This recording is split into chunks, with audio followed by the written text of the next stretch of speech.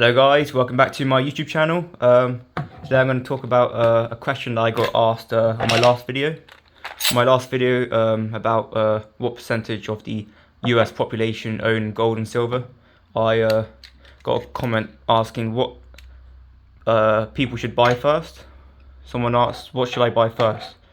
And I'm going to talk about what gold and silver you should buy first, in my personal opinion, because it is important to buy the white gold and white silver depending on your circumstances.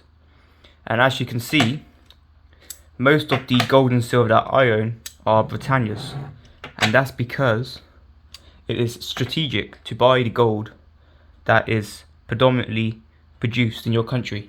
So if you live in the UK, you should buy Britannias mainly. If you live in the US, you should buy golden eagles or silver eagles or buffaloes. And if you live in Canada, you should buy the maples, like these ones here. So these are the Canadian ones, Canadian maples. These are the US ones, the silver eagles. You can also get the gold version of this as well.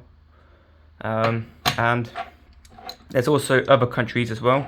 So if you're from Armenia, you can get the Armenian coin. Armenian silver coin.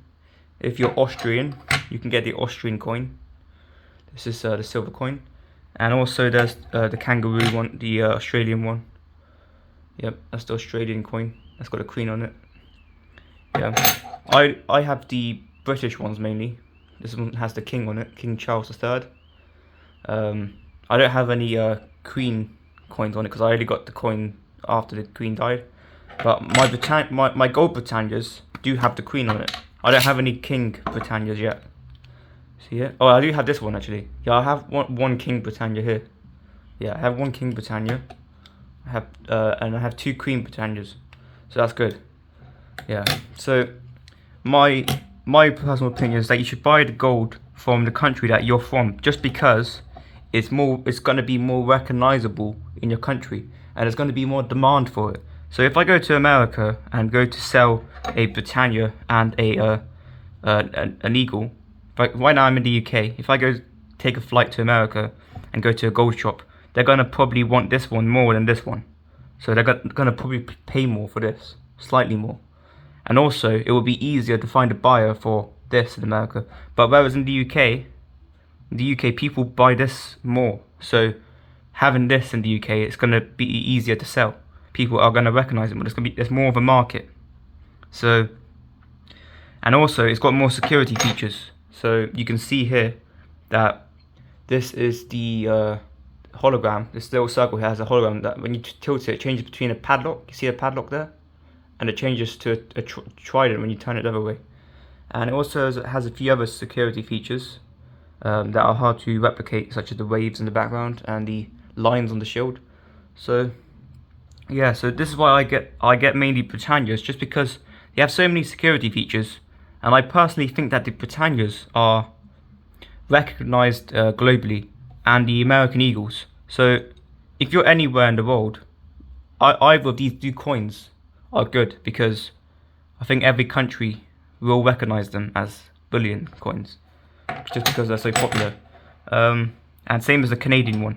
The Canadian coins are popular, but whereas the other coins like the Austrian Philharmonic and the Noah's Ark one, they aren't as popular as the eagle.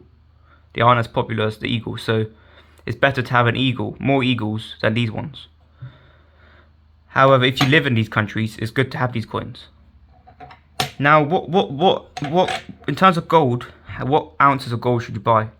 I always aim to buy 1 ounce of gold. I never want to buy less than an ounce. I don't want to buy a quarter ounce. I don't want to buy a half ounce. I also don't want to buy larger than 1 ounce, just because I like to have some form of liquidity.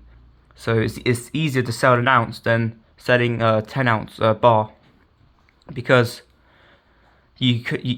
when you sell a bar, you have to sell the whole bar. You can't just cut it up into 10 pieces and sell each part of it, otherwise it loses the value. Like, I can't cut this coin into 4 pieces and sell it into 4. So I prefer to have 1 ounces, to have some form of liquidity, and 2, because it lowers premiums. When you buy the quarter ounces and the half ounces, you pay a higher premium cost. So, for example, the spot price on this coin is roughly £1,590. That's in British pounds. And if you were to buy it from a online dealer, you would pay £16.30. So that's a £40 premium on this gold coin. But if you were to buy 2 half-ounce coins, so half the size of this, the spot price would be half of 15.90, which is, if I just get a calculator quickly, 15.90 divided by 2, that would be the spot price of half ounce, £795. But they would charge you probably £850 for 1 ounce. So if you do the math on that, times that by 2, they're charging you £1,700 for 1 ounce, which is £110 above the spot price. So by buying 1 ounce coins, you pay a lower premium for your gold. You get more gold for your money, and it is cheaper in the long run. It's sustainable. Gold is gold, you know. You need to get your hands on on the cheapest form of gold you can, but it has to be it has to have good security features, and that's why I buy coins. I don't buy bars, because bars don't have a lot of security features. They're easy to fake and they're easy to replicate, whereas these coins are minted by the Royal Mint, by the government essentially, and they have so many security features that it would be almost impossible to replicate this hologram feature here. It will not be possible. So if you're buying gold, you should aim to buy 1 ounce. If you haven't got enough to buy an ounce, you should save up for an ounce. Personally, that's my opinion. Save up for a few months. But if you really are desperate to buy gold, then at least buy the half ounce. Don't buy the quarter ounce, because the half ounce has less premium than the quarter ounce. They also have the 10th ounce, but that's like a rip off of that one. The 10th ounce is too expensive in terms of premiums. Silver, I always buy 1 ounce silver coins just because it is easy to trade with people. So if we ever have to get into a bartering situation, you don't want to have to trade a 10 ounce silver bar for something. You want to be able to divide your wealth into smaller denominations. So I think the gold silver ratio is around 80-1. So roughly 80 ounces of silver will equal 1 ounce of gold. So in that way, the silver is kind of like change to the gold coin, because 80 of these make 1 of these. So you don't want to have a bar that has 10 ounces of these, because otherwise otherwise if you're going to be trading it for something, it's going to be too much. So I prefer to have a mix of gold and silver, so small denominations and high denominations. This is like a $100 note, and this is like a $1 note. So you want to have a mix of dollars and $100. You don't want to have just $100, and you don't want to just have dollars.